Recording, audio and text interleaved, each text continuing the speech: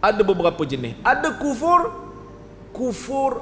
jenis yang pertama, yang paling tinggi kekufuran dia, iaitu kekufuran disebabkan oleh kerana keras kepala. Bukan dia tak tahu benda betul.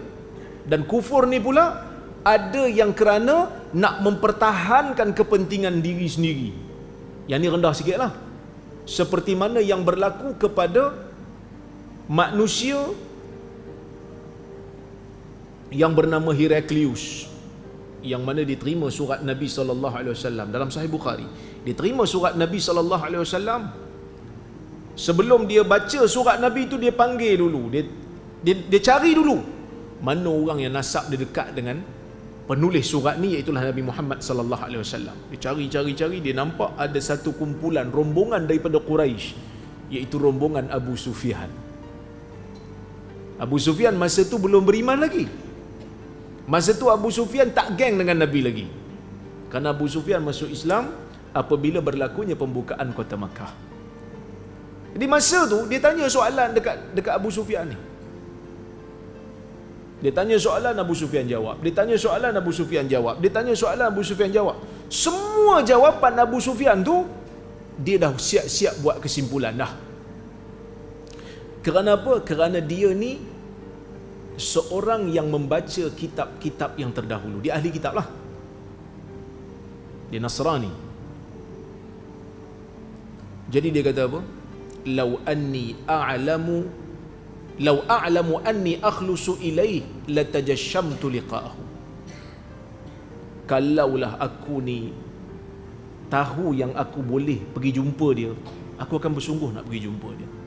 Lau kuntu indahu laghasaltu an qadamai. Kalau aku berada di sisi dia, aku akan basuh kaki dia sebagai penghormatan aku pada dia. Ni yang disebut oleh Heraklius tentang Nabi sallallahu alaihi wasallam. Bahkan sebelum tu disebut, dia kata inni la a'lamu annahu kharijun walakin lam akun adun annahu minkum. Aku tahu dia akan keluar, tapi aku tak pernah sangka dia daripada kalangan kamu. Lepas tu baru disebut perkataan tadi. Bermakna Heraklius pada peringkat awal dia tahu yang mana Nabi yang menulis surat kat dia ni adalah Nabi yang Allah Azza wa Jalla janjikan di dalam kitab dia sebagai Nabi akhir zaman. Sampai dia suruh pergi semak tu. Dia suruh orang dia pergi semak. Nabi ni berkhitan ke tidak? Sebab dia muncul daripada kalangan Arab. Kan semenanjung Arab. Jadi pergi suruh kawan apa ni orang dia pergi semak. Semak-semak, oh betul. Berkhitan rupanya. Dia pergi tanyalah dekat orang Arab kan. Kamu berkhitan tak? Khitan tak anak? Dia orang kata khitan. Berkhitan. Tapi apa berlaku pada Heraklius? Adakah dia beriman lepas pada tu? Dia baca surat Nabi SAW. Tapi dia memilih untuk tidak beriman. Degil. Keras kepala. Tahu dah kebenaran tu, tapi tak mau terima. Pasal apa? Kerana ada kepentingan diri. Pasal apa nak jaga kepentingan diri? Sebab dia dah panggil dah orang-orang besar Rom. Dia panggil masuk dalam tempat dia. Dia minta pegawai-pegawai dia kunci pintu. Dia kata, nak tak kamu ni untuk kamu terus berada dalam keadaan yang bijaksana, untuk sentiasa berada dalam keadaan selamat dan berjaya, kita ikutlah seorang lelaki yang namanya Muhammad ni, kerana dia ni adalah Rasul yang terakhir.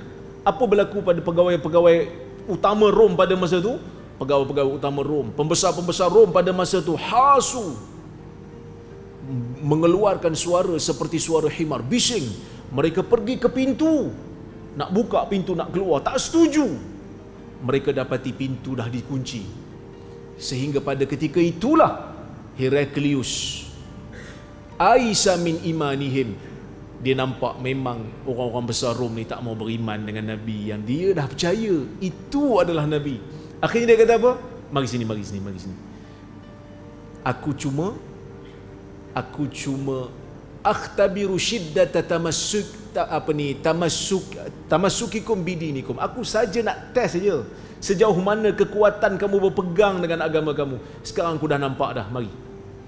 Akhirnya dia mengambil keputusan untuk tidak beriman. Akhirnya bukan hanya sekadar dia tolak ajaran Nabi SAW, dia tak mau sahut untuk menjadi Muslim. Bahkan mengikut pandangan sebahagian ulama, seperti mana yang dinukilkan oleh Ibn Hajar, dialah orang yang menggerakkan tentera untuk berperang dengan sahabat Nabi SAW yang Nabi hantar pergi ke Mu'tah. Ada khilaf di kalangan para ulama siapa yang hantar, tapi Ibn Hajar kata sebahagian daripada ulama sirah kata dialah orangnya yang menghantar tentera lawan kerajaan Islam, lawan sahabat-sahabat Nabi SAW di medan Mu'tah untuk mengalahkan tentera Islam. Pasal apa? Nak jaga kerusi, nak jaga kedudukan. Ada di kalangan manusia yang mengetahui kebenaran juga, tapi dia lawan kebenaran itu. Dia tak mau terima kebenaran itu, bukan hanya sekadar menjaga kepentingan peribadi, tetapi kerana takabur.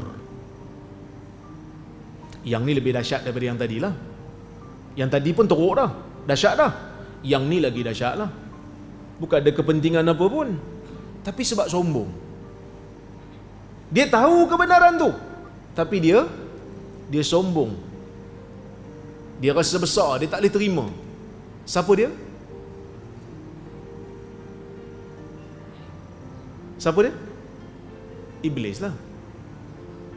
Aba wastakbar, ingkar dengan arahan Allah, dan dia rasa diri dia besar. Bahkan kalau kita tengok dalam sejarah, Abu Jahal pun ada sifat ni.